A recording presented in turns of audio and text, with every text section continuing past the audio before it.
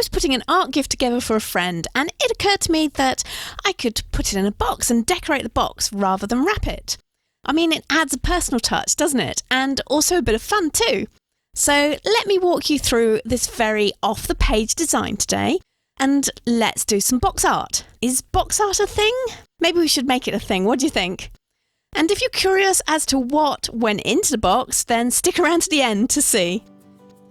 So this is the perfect size for what I want, and the first thing that I'm going to do is take all the packing tape off. The packing tape that this company actually uses is paper, so it's quite a nice packing tape, but I still want to get it off of all of my surfaces, just to be on the safe side. If your box has the plastic tape on it, then you definitely want to take it off. It would probably be a better idea. I mean, you could cover it with a layer of gesso to give it some tooth that you could then work over the top. But I don't know about you, I've found that some adhesive tapes, they kind of tend to lose their sticky over time and will just peel off anyway. So to be on the safe side, take off as much as you can. Don't worry if it leaves the box looking a bit raw or a bit raggedy, or even if it takes that top layer of cardboard off to reveal the corrugation underneath. They can be painted over and they'll just add a bit of texture to the piece. So once I've done that, I basically have a collapsible box. So to stop it from collapsing and keep it box-like, I'll glue the bottom flaps together. Now any strong glue will do for this. You don't need to use the gel medium. I'm using gel medium because basically it was the nearest glue I had to hand. Oh, and don't forget that if you want to know what products that I've used today, then they're all listed below as always. So click that show more button or the triangle if you're on mobile to see that list. Now I placed my box onto a table and then added some heavy books inside whilst those flaps dried together, just to keep everything in place. And when it's dry, you have a magic box. Look, Ma, no tape. So let's get decorating. I'm using acrylic paint for this as it's pretty resilient and will stay put on the surface for a good long time, and I don't really want to use something that could possibly rub off on hands that touch it, or worse still on people's clothes, so acrylic paint is quite a good bet. I've started with a white layer because I really like how white looks on craft brown colours, and it will also add a good base to add the colour over the top, so that I don't really have to worry about if the colour that I'm using over the top is an opaque or transparent. The white will still let that colour pop straight out of that craft background. Once I have the top and the sides covered, I let that dry, then add a white layer to the bottom. So this is going to be a cohesive design in 3 dimensions. But that does mean you do need to do each surface at a time, and you need to let the surfaces dry in between so that you can reach the other surfaces. So it also means that you're working in several sittings on a piece like this. Next layer, and I'm working again on the bottom and the sides, and I've got a mix of different turquoise and greens. And you can see that I'm being as haphazard with this as I usually am in my art journals. I do love adding swathes of paint and just roughly over a surface and seeing what happens. Now I don't really have any particular plans at the moment for the design of this box, but I have picked out a colour scheme that I know is going to be liked. So far I've been using either a flat brush or a palette knife to apply the paint. I usually go with a flat brush when I want coverage, and a palette knife when I want both the coverage but also the ability to scrape back a little so that you can see the white layer that's peeking through underneath. Another thing that I love about applying paint onto corrugated cardboard is that corrugation texture that you can pick up with the paint without really trying. The paint just emphasises it naturally, like dry brushing over a textured or embossed surface. Now that surface is now dry, so back to working on the top. It's super fun working on off-the-page projects. Have you tried it? Let me know what your last 3D or off-the-page project was. I would love to hear, so tell me in the comments below. Now if you haven't tried it before, decorating something like this is a perfect way to get you started into 3D designing. If you're enjoying watching this video and it's sparking some ideas for you, then please do like it and share it with other creatives too.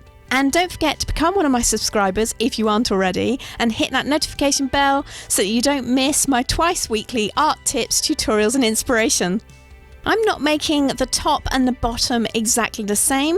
For this box, the design will change slightly as you rotate the box, and this will give it more of an art design approach of a 3D object rather than a box with a strip of paint going all the way around it.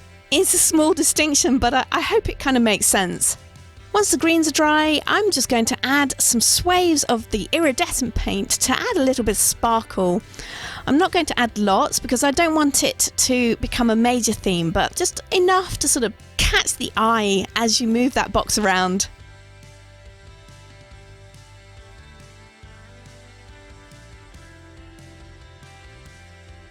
Now it's around about now that I decided to bring out our old friend, the circle, and use it as my major design for this piece.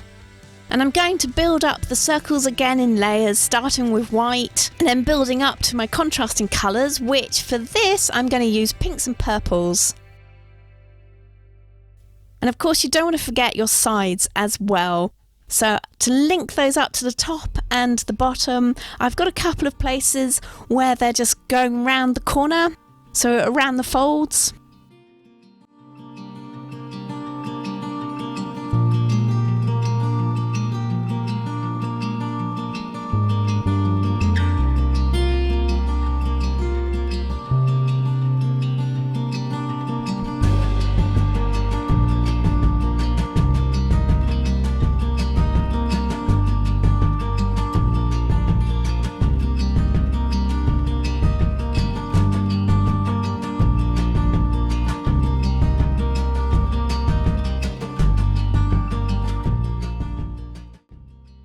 Now back to the bottom of the box once the top is dry.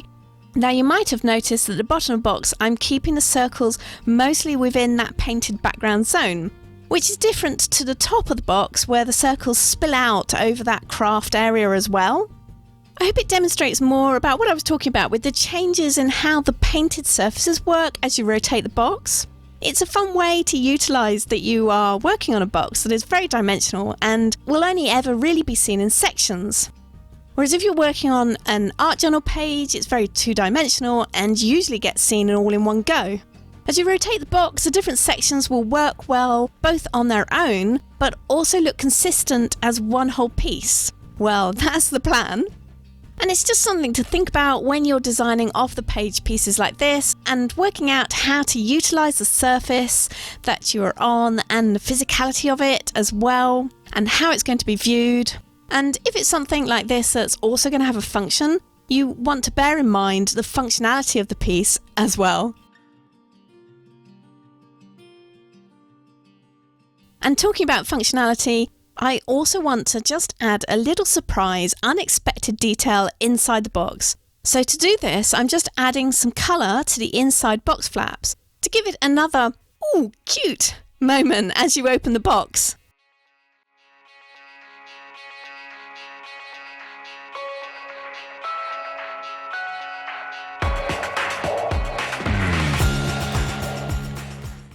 So the design for these areas are going to be similar and different at the same time. So I'm reflecting the overall scallop pattern that I've drawn on both sides, but adding a different pattern within each and around all of the scallops.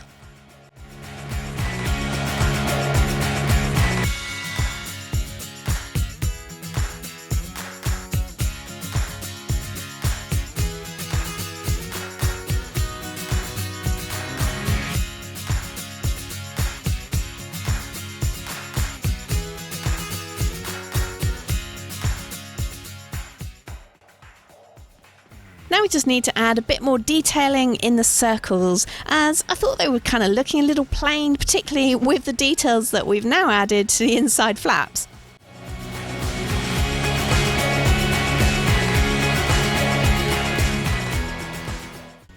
Okay, here is the bit you've all actually been waiting for. What on earth is going in the box?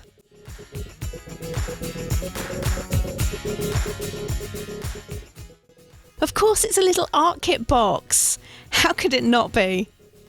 And I'm going to tie it all up with some brown string to bring us nicely back to the original craft brown box we started with. Have fun sharing some art fun with your next box art piece. Yep, we're making box art a thing. Don't forget to share it with me on social media, and all my links are below the video, and I'm really looking forward to seeing what you do. If you want some more art inspiration, then here are some more videos to watch, and I will be back in just a few days' time with a new video. So thank you so much for watching this one, and I'll see you next time.